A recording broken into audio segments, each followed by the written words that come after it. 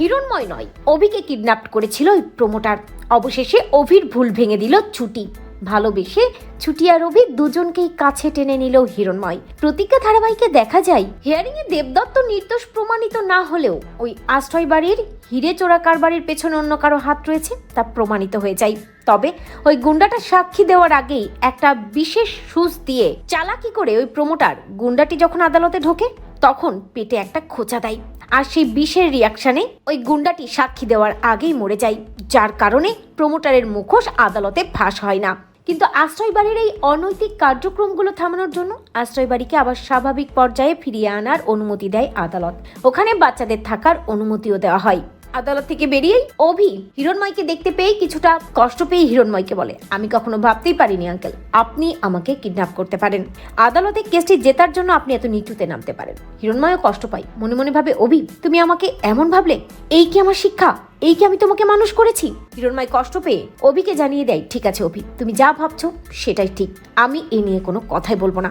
অন্যদিকে ছুটি বুঝতে পারে দুজনের মধ্যে মান অভিমান তুঙ্গে চলছে, ভুল বোঝাবুঝি তুঙ্গে চলছে, এর একটা সমাধান হওয়া চাই। বাড়ি ফিরতেই অভি খুব অন্যমনস্ক থাকে, সবার উপর খেপে যায় অভি এবং চিৎকার করে বলে হিরণময় আঙ্কেল তাকে কিডন্যাপ করেছিল। টামি সহ সবাই অবাক হয়ে যায় এই কথা শুনে। হিরণময় এমন কাজ করতে পারে? ভাবতেই পারে না কেউ। অন্যদিকে ছুটি বুঝতে পারে নানা তাকে কিছু একটা করতেই হবে, এভাবে অভিকে শেষ হতে সে দিতে পারবে না। অন্যদিকে ঠাম্মি বারবার ছুটিকেই অ্যাকিউজ করতে থাকে, কি হয়েছে আমার নাতির, বলো কেন আমার নাতি এমন করছে। ছুটি ঠাম্মিকে কথা দেয়, ঠাম্মি আপনার নাতির মন আমি ঠিক করে দেবো, আপনার নাতির মধ্যে যে ঝড় উঠেছে তা আমি থামিয়ে দেবো।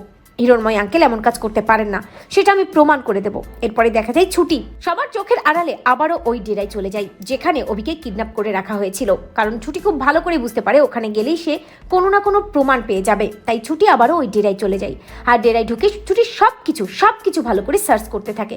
সার্চ করতে করতে একটা সময় একটা নেম প্লেট পায় ছুটি, যেখানে লেখা থাকে প্রমোটার রুদ্রপ্রসাদ কাঞ্জিলাল, যেটা দেখে ছুটি বুঝতে পারে তার মানে এই ডেরাটা প্রমোটারের ডেরা, হিরণময় আঙ্কেলের এখানে কোনো হাত নেই। ছুটি ওই নেমপ্লেটটা নিয়ে সোজা রায়বাড়িতে চলে যায়।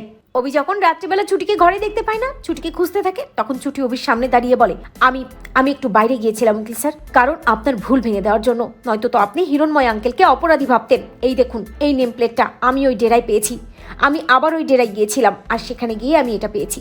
হিরণময় আঙ্কেল নয়, আপনাকে কিডন্যাপ করেছে ওই প্রমোটার। ছুটির দেওয়া নেমপ্লেট দেখে অভি চমকে যায়। অভি মনে মনে ভাবে, কি তার মানে আমি হিরণময় আঙ্কেলকে ভুল বুঝেছি? অভি কিছুটা কষ্ট পায়, অনুতপ্ত হয়। ছুটি অভিকে বলে, উকিল স্যার আমি বুঝতে পারছি আপনি নিজের ভুল বুঝতে পেরেছেন, আপনার উচিত হিরণময় আঙ্কেলের কাছে ক্ষমা চাওয়া। আর সময় নেই, উনিও কষ্ট পাচ্ছেন আপনার মতো করেই, আমি চাই না আপনাদের মধ্যে দূরত্ব তৈরি হোক। এই বলে ছুটি অভির হাত ধরে বাড়ি থেকে বেরিয়ে যায়। অন্যদিকে হিরণময় রাত্রিবেলা মনে মনে ভাবতে থাকে বসে, যে অভি আজ তুমি আমাকে এতটা অবিশ্বাস করলে, আমি কি সত্যি এমন মানুষ যে কেচে জেতার জন্য তোমাকে কিডন্যাপ করতে পারি? ঠিক তখনই দরজায় বেল বাজে আর হিরণময় দরজাটা খুলে দেয়। ছুটিকে দেখে হিরণময় চমকে যায়, চিৎকার করে বলে, এ কি তুমি এখানে কেন এসেছো? ছুটি হিরণময়কে বলে, আঙ্কেল আমার কথাটা একবার শুনুন, আজ আমি এসেছি আপনার আর অভির মাঝে যে ভুল বোঝাবুঝি হয়েছে সেটা মেটানোর জন্য। এই বলে অভিকে ডাক দেয় ছুটি। অভি হিরণময় আঙ্কেলের সামনে দাঁড়িয়ে ক্ষমা চেয়ে বলে, আঙ্কেল আমাকে মাফ করে দিন, আমি আসলে আপনাকে বুঝতে ভুল করেছি, আপনি আমাকে কিডন্যাপ করেননি, আর সেটা ছুটি প্রমাণ করে দিয়েছে। কথাটা শুনে অবাক হয়ে যায় হিরণময়, মনে মনে ভাবে, যে মেয়েটিকে আমি এত দোষারোপ করছি, এত চিৎকার চেঁচামেচি করে যার উপর কথা বলছি, সেই মেয়েটি কিনা আমাকে অভির কাছে নির্দোষ প্রমাণ করলো। তো বন্ধুরা তোমরা এটাই চাও তো এভাবেই যেন হিরণময় নিজেই অভি আর ছুটিকে কাছে টেনে নেয়? কমেন্ট করে জানাতে ভুলো না।